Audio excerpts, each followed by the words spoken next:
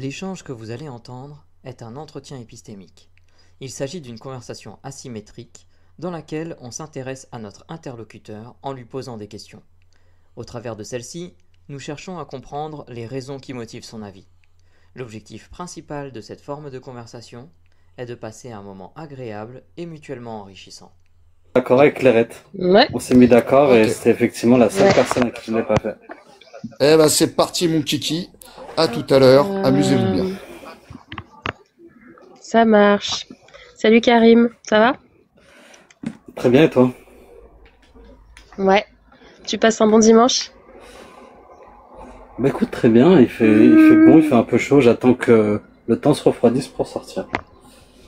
Ouais, je comprends ça. Il fait chaud. Du coup, toi, t'es un habitué, tu viens souvent sur les lives de Russell et John, c'est ça? Et exactement, j'aime bien venir mettre un peu mes idées à l'aube de l'entretien épistémique pour pouvoir aussi me poser des questions, les corriger. Comme je suis expert en rien, je ne peux que m'améliorer. C'est beau cette humilité, je te félicite. Alors, qu'est-ce que tu penses du sujet du jour? Qu'est-ce que ça t'inspire? Je trouve que cette fois-ci, la question est très bien posée. Insulter un livre saint, acte grave ou salutaire, je suis en désaccord avec ça. Parce que je pense qu'on n'insulte pas une idée, mais on insulte une personne. L'idée, elle, ne peut pas se défendre elle-même. Après, je suis quand même pour la critique, la satire et la parodie, bien entendu, des idées, des croyances, des livres, tu vois, surtout dans un cadre de débat, tu vois, ou pour dénoncer des des textes assez dangereux parfois, tu vois, ou des interprétations de textes. Parce que les glissements sémantiques peuvent très bien se faire au cours du temps, en fonction des politiques et des personnes qui décident de comment les interpréter. Ok. Donc, pour toi, la façon dont le sujet est posé te convient pas, si j'ai bien compris, parce que tu penses qu'on n'insulte pas des idées, mais on insulte des personnes. Et pour autant, critiquer un livre saint, pour toi, ça doit être entendable quand on veut faire de la satire, quand on a besoin de débattre, et ça permet justement de dénoncer certains textes qui ont des propos qui peuvent être dangereux, ou en tout cas de dénoncer la façon dont on les interprète, quoi. Oui, C'est ça pour que toi? ce soit des critiques universitaires, linguistiques, ou même Ok, des paroles citoyennes. ok. Tu vois, après, j'aimerais ajouter une chose qui était le plus important, et c'est peut-être autour de ça que je voudrais mettre mon claim. C'est autour de Vas-y. l'intention et du contexte, qui pour moi ont toute leur importance. Tu vois. Vas-y. Et si par exemple l'objectif, l'objectif en lequel je suis en accord, c'est de débattre, de questionner ou de dénoncer un aspect qui est problématique, pour moi ça relève de la liberté d'expression et il faut absolument la protéger. Mais si l'objectif est de blesser ou de rabaisser des personnes qui croient en ces croyances, je pense que ça peut porter directement à la dignité. Ça c'est pour l'intention. Pour le contexte, je pense que une critique dans un cadre de débat intellectuel ou même artistique, je pense qu'elle est beaucoup plus acceptable qu'une attaque dans un contexte de tension ou de haine envers un groupe, comme il peut se passer en ce moment avec des récupérations politiques ou médiatiques. Voilà. Ouais, donc tu fais un distinguo clair entre débattre, questionner, critiquer un texte et un autre aspect des choses qui serait de vouloir blesser, rabaisser des personnes qui sont croyantes dans un livre saint. Pour toi, c'est différent et tu sépares bien les deux. Exactement. C'est ça? Ok. L'une est positive pour l'humanité et l'autre ne fait que polariser et créer plus de violence. Bien au contraire. Ok.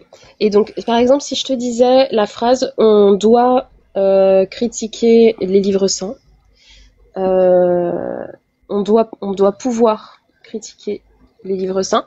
Où est-ce que tu te placerais entre 0 et 10? 0, c'est il faut surtout pas faire de critique des livres saints, et 10, il faut absolument faire de la critique, et 5, c'est ça dépend, 50-50 quoi.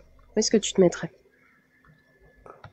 Je me mettrais à 8, Mhm. dans le sens où, au contraire, il faut porter une critique. Je veux dire, des personnes au sein d'une même croyance peuvent même apporter des critiques et permettre de faire avancer les débats. Mais à Mhm. partir du moment où tu retires ce débat-là et que la personne enfin que des personnes, là c'est les personnes que je vais viser, vont apporter une posture d'autorité sur l'interprétation ou sur leur vision des choses. Tu vois, ça a un but d'assimiler d'autres personnes à ces croyances, enfin, d'assujettir Mhm. d'autres personnes à ces mêmes croyances, Mhm. et, et elles peuvent poser problématique et vice versa. Quand une personne à répétition Mhm. vont critiquer à répétition les mêmes livres tout le temps 24 heures sur 24, Mhm. dans un contexte d'islamophobie, ça peut poser des problèmes Mhm. euh, sur l'interprétation que certaines personnes peuvent en avoir. Tu vois, enfin les mots c'est une Mhm. chose. Mhm. Par exemple, les Mhm. mots sur Mhm. une mosquée pour insulter une mosquée peut amener à des débordements physiques. Mhm. Tu vois. J'ai l'impression dans ce que tu me dis que c'est ok de faire de la critique, ça fait avancer les débats et c'est plutôt positif. Mais si on le fait d'une manière trop répétée, si on fait que ça tout le temps, et ben peut-être que là, on perd un peu l'aspect positif. Est-ce que c'est un peu ça que tu me dis? Bah, encore une Ou fois, pas c'est du tout? l'intention et le contexte. Par exemple, C'est ça. un Ouais, ok. universitaire qui va Mhm, passer mhm, son temps à apporter une critique d'un texte basé sur des preuves, ou une nouvelle preuve va lui permettre d'apporter une nouvelle critique et compagnie, ou un travail nouveau va apporter une critique nouvelle. Il est mhm, dans un contexte où il fait avancer, il fait avancer de manière générale la critique académique. Mais dans un mhm, mhm, contexte mhm, d'islamophobie et compagnie, où des personnes, par exemple, sur des réseaux vont tout le temps s'en prendre à une religion, ça peut être la chrétienté, ça peut être des personnes qui s'en mhm, prennent aux athées, ça peut être des personnes qui s'en prennent aux juifs, l'antisémitisme et tout. Enfin, peu mhm, importe sur qui sont porteurs de ces croyances, ça revient au même pour eux. mhm, mhm. Ouais, Surtout donc ça dépend du quand contexte. dans, Mhm, oui, surtout dans un contexte de récupération politique et médiatique mhm, mhm, mhm, de certaines critiques. mhm. Ok. Euh, alors, c'est quoi pourquoi est-ce que tu penses qu'on doit pouvoir critiquer un livre saint? C'est quoi pourquoi est-ce qu'on le fait? Et ouais, j'aimerais savoir c'est quoi l'intérêt, quoi. Est-ce que tu peux me réexpliquer? Pour toi, quel est l'intérêt de faire ça? Euh, L'intérêt, c'est tout simplement de euh, tout simplement de soit dénoncer des problématiques dans certains textes, tu vois, Ouais, ouais. ou ou bien de ah là j'ai perdu les mots, j'ai un peu Il fait chaud. mais il fait très très chaud. Mais l'intérêt, il est surtout posé sur le débat. En réalité, sur le débat, sur l'échange entre les personnes, de, tu vois, ça peut mettre en cause des dogmes, des institutions. Tu Hmm. vois, Réfléchir. ça participe un peu, ouais, à la vitalité du débat public et à Hmm. pousser les gens à réfléchir, de pas tomber Hmm. dans Hmm. des Hmm. arguments d'autorité, de pousser à personne Hmm. à un peu plus à se questionner sur ses propres biais, pourquoi est-ce qu'il croit à telle chose, tu vois. Ouais, Au ouais, je contraire, comprends. tu vois, Ok, ouais, tu ouais, vois, je c'est comprends. C'est différent. de réfléchir. Réfléchir ensemble, Ouais, se questionner, avancer, échanger les réflexions qu'on a sur le thème, etc. c'est ça. C'est une différence avec Hmm. provoquer, Hmm. exagérer, caricaturer, Hmm. Hmm. tu Ouais, ouais, vois. ouais, ouais. Je comprends.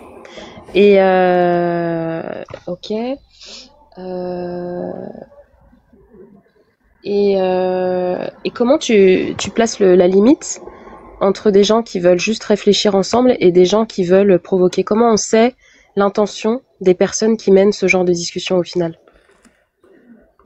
Euh, c'est vrai que à ce niveau-là, c'est assez compliqué, mais de manière générale, je dirais tout simplement, euh, euh, je sais pas, c'est le moment, le lieu, peut-être la répétition, la manière dont la personne critique ou de la manière dont la Mhm, critique est formulée mhm, compte, mhm, tu vois, mais il y a pas une méthode pour connaître l'intention de la personne.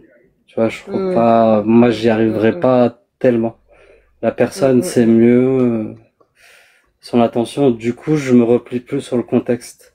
Tu vois, mais dans le discours de la personne, tu peux avoir quelques indices, mais on peut pas être mhm, sûr.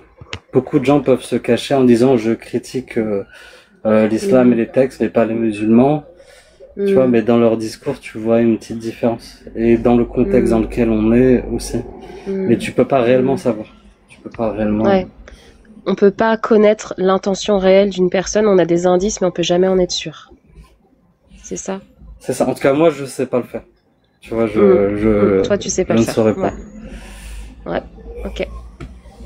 Et pourquoi est-ce que tu vois si on peut pas savoir, en tout cas toi, tu n'arrives pas à savoir l'intention d'une personne, est-ce qu'il faudrait pas mieux supprimer toute discussion critique pour éviter de laisser la parole libre à des personnes qui justement vont être violentes et avec des intentions négatives, quoi. Tu vois ce que je veux dire? Genre supprimer toute critique pour Si on éviter peut- cela. je te pose la question. Ah, Si on peut pas c'est- savoir ce que pensent les gens, est-ce qu'on ne devrait pas tout supprimer? Comme ça, on enlève les critiques, certes constructives, mais on évite aussi les messages haineux et insultants envers des croyants. donc oui, t'inquiète, j'ai très bien compris que c'était une question, mais c'était pour être sûr de l'avoir comprise. Mais alors, je dirais non, c'est un peu trop radical. Parce que finalement, Mhm, on mhm, revient à ce qu'on dénonce nous-mêmes. À agir comme ça a ses avantages, ça a ses inconvénients. Il faut faire à la fois avec les avantages et les inconvénients. mhm, Et à chacun de se poser ses propres questions par eux-mêmes. Au contraire, le but de ces débats, c'est de poser à chacun, c'est de pousser chacun à se poser des questions sur eux-mêmes. mhm, Mais c'est pas de mhm, les infantiliser pour leur dire t'as le droit de faire ça, t'as pas le droit de faire ça. mhm, Non, il y a des conséquences sociales dans lesquelles les personnes doivent être au courant.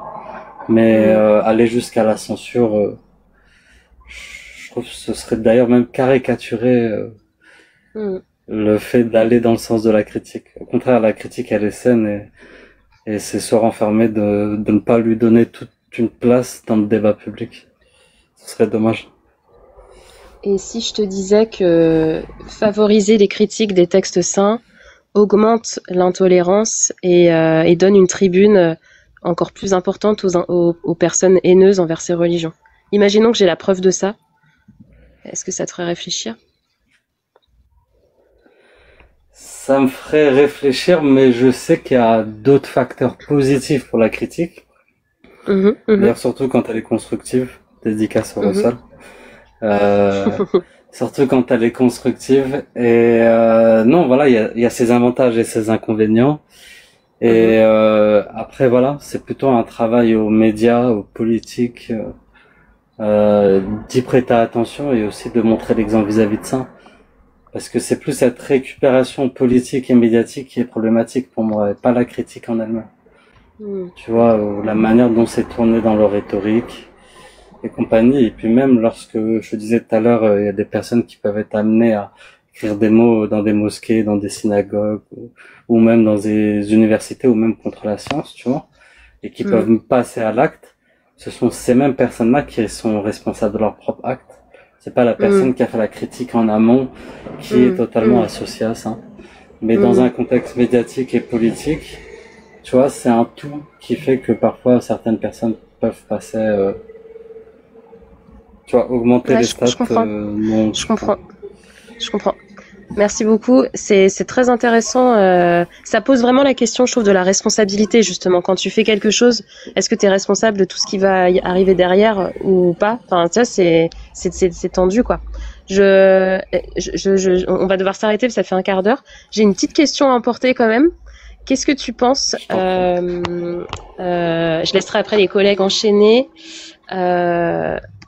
Attends, je regarde juste parce que je sais plus comment il s'appelle le gars.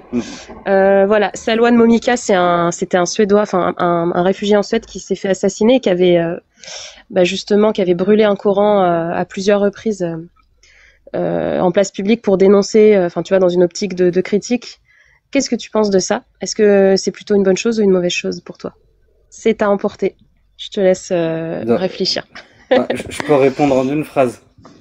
Vas-y, allez, en une phrase. Ça revient au même. T'as la critique d'un côté qui va te dire lui c'est un koufar, regardez ce qu'il a fait.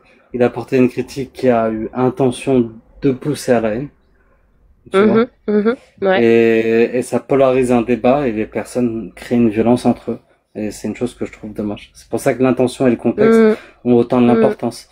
Tu vois, du côté des gens critiqués que du côté des gens qui critiquent. En fait, tout le monde critique et l'intention et le contexte apportent certains comportements. Mais ils le sont tous problématiques. Tous ceux qui arrivent à ce comportement-là de haine ou de manque de dignité humaine sont problématiques. Effectivement. Ouais. Ok. Eh ben, écoute, merci beaucoup. Est-ce que mes collègues ont des questions pour Karim? Mais je veux juste dire une chose. La question de la responsabilité est la plus intéressante. Voilà. On en reparlera une prochaine fois. J'ai une petite question à emporter pour Karim. Est-ce que des personnes qui se sentent insultées par un livre saint ont toute la légitimité et de très bonnes raisons d'insulter ce livre en retour?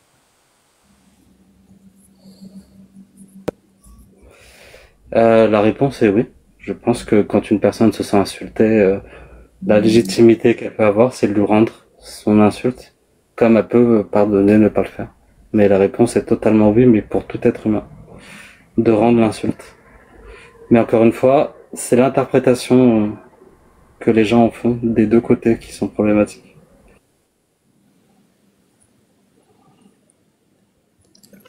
J'aurais bien aussi une question.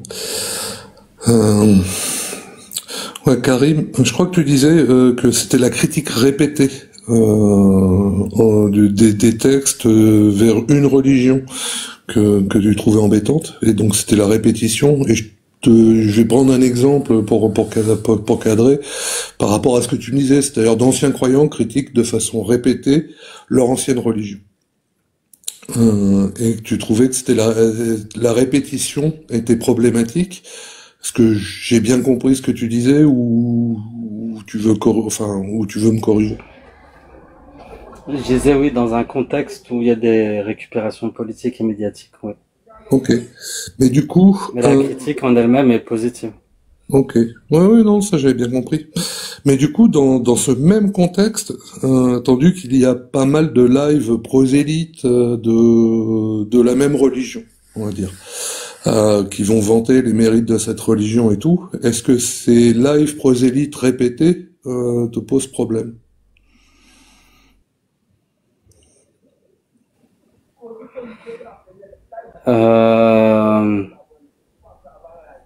C'est emporté, hein, t'embête pas. Non, je peux y répondre rapidement parce qu'encore une fois, la répétition, c'était dans une. Il y a du monde qui attend, Karim, il y a du monde qui attend. À emporter, s'il te plaît. Ok. Désolé. Ça marche. Mais c'est juste dans le cas de la dignité humaine, voilà. J'irai pas ça. J'irai juste ça. Ok, merci. Est-ce que vous avez d'autres questions pour Karim, John? Non. Il n'y a que toi, je crois. C'est ok. Est-ce que ça a été pour toi l'entretien, Karim? Comment ça a passé? Bah écoute, l'entretien s'était très bien passé. Même si très peu de personnes en commentaire ont compris mes propos. Mais voilà. Mais en tout cas, merci Clairette. Franchement, t'as été génial. Avec plaisir. Moi, j'ai bien compris, si ça peut te rassurer. J'ai bien compris tes propos. Merci beaucoup.